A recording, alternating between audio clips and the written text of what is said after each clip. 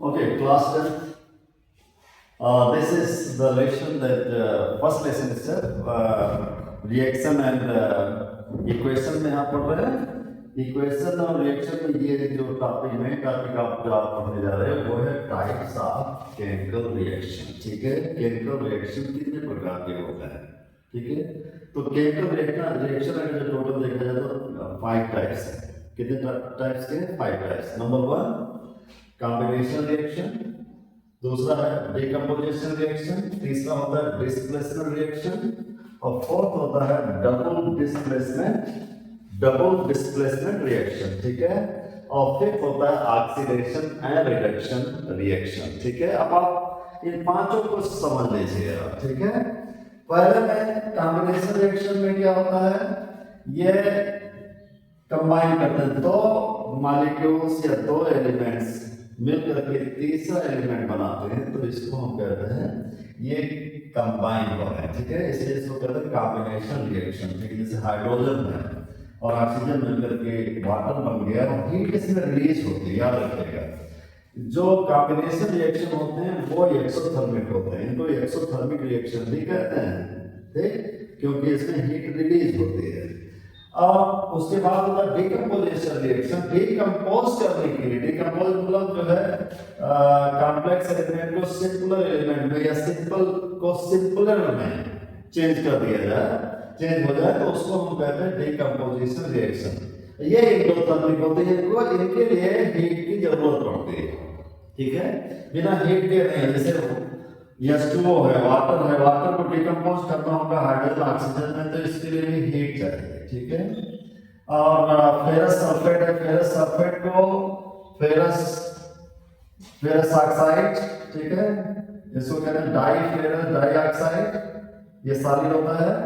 और sulphur dioxide में decompose करने के लिए ये हीट की जरूरत होती है, तो ये एंडोथर्मिक होते हैं. ठीक है, तो कॉम्प्लेक्स एलिमेंट का सिंपलर एलिमेंट में चेंज होने को हम क्या करेंगे? Decomposition reaction. ठीक है, डिस्प्लेसमेंट रिएक्शन क्या होता है? डिस्प्लेसमेंट में जैसे नाम है, नाम से पता चला डिस्प्लेस हो जाता है. जैसे एक के स्थान पर दूसरा ले लेता है. जैसे मान लीजिए फेरस है. ठीक है, फेरस यहाँ पर सॉलिड है इसलिए लिखा गया. तो फेरस आयरन आप जानते हैं लोहा, फेरस और कॉपर सल्फेट से इसका रिएक्शन कराया गया. कॉपर सल्फेट एक्वस ग्रुप में होता है. इससे जब रिएक्शन कराया गया तो ये क्या है, फेरस क्या होता है, कॉपर का स्थान ले लेता है. यहाँ देख रहे हैं, फेरस कॉपर की जगह कॉपर रिलीज हो जाती है. ठीक है, तो इस प्रकार के जो रिएक्शन होते हैं वो डिस्प्लेसमेंट रिएक्शन होते हैं. ये मेटल दूसरे मेटल को डिस्प्लेस कर देता है. ठीक है, तो इसको डिस्प्लेसमेंट रिएक्शन कहेंगे. ठीक है, और यहाँ देखिए यार, डबल डिस्प्लेसमेंट रिएक्शन में होता है कि डबल डिस्प्लेसमेंट होता है. जैसे यहाँ पे सोडियम सल्फेट है, यहाँ बेरियम क्लोराइड है. ठीक है, और ये दोनों एक्वस है, दोनों को जब रिएक्शन कराया गया तो बेरियम सल्फेट और सोडियम क्लोराइड बनता है. तो ये वाला बेरियम सल्फेट के साथ चला जाता है, सोडियम इसका जो है क्लोरीन के साथ चला जाता है. ठीक है, सोडियम क्लोरीन के साथ चला गया और बेरियम यहाँ आ गया, सल्फेट के साथ आ गया. ठीक है, ये तो बेरियम सल्फेट बन गया. ऐसे यहाँ से समझिए तो ज्यादा कंफ्यूजन ना होगा. यहाँ पर सोडियम किसके साथ चला गया? यहाँ क्लोरीन के साथ. ठीक है, यहाँ बेरियम किसके साथ चला गया? बेरियम सल्फेट के साथ चला गया. ठीक है, ये देख रहे हैं. ठीक है, सल्फेट यहाँ क्लोरीन के साथ था, यहाँ सोडियम सल्फेट के साथ था, तो ये अपना स्थान बदल लेते हैं. डबल डिस्प्लेसमेंट होता है, इसे डबल डिस्प्लेसमेंट रिएक्शन कहते हैं. ठीक है, ये रिएक्शन थोड़ा सा कॉम्प्लिकेटेड है, अभी इतना समझ लीजिए. दूसरे वीडियोस में हम आपको पूरा डिटेल समझा देंगे.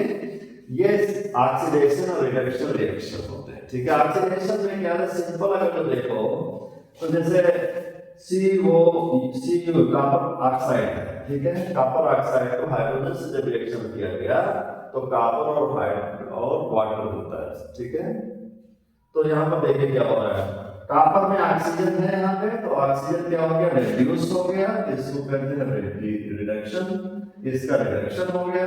ठीक है, और यहाँ पे ये हाइड्रोजन के साथ ऑक्सीजन आ जाता है तो इसको कहते हैं ऑक्सीडाइज हो गया, ठीक है। तो इसलिए कहते हैं जब हाइड्रोजन किसी के साथ मिल जाए तो उसको कहते हैं ऑक्सीडाइज, जब ऑक्सीजन निकल जाए किसी के साथ तो उसको कहते हैं रिडक्शन, ठीक है।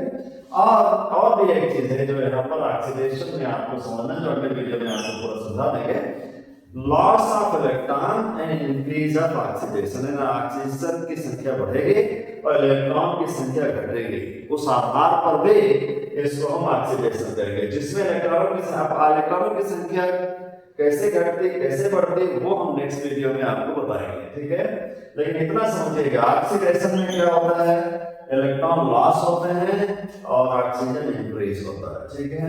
और रिडक्शन में क्या होता है, गेन ऑफ इलेक्ट्रॉन को गेन करता है, decrease in oxidation in oxygen को डिक्रीज करता है, ठीक है। तो ये होते हैं ऑक्सीडेशन एंड रिडक्शन रिएक्शन, ठीक है।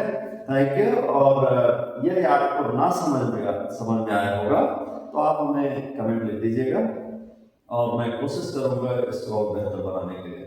धन्यवाद।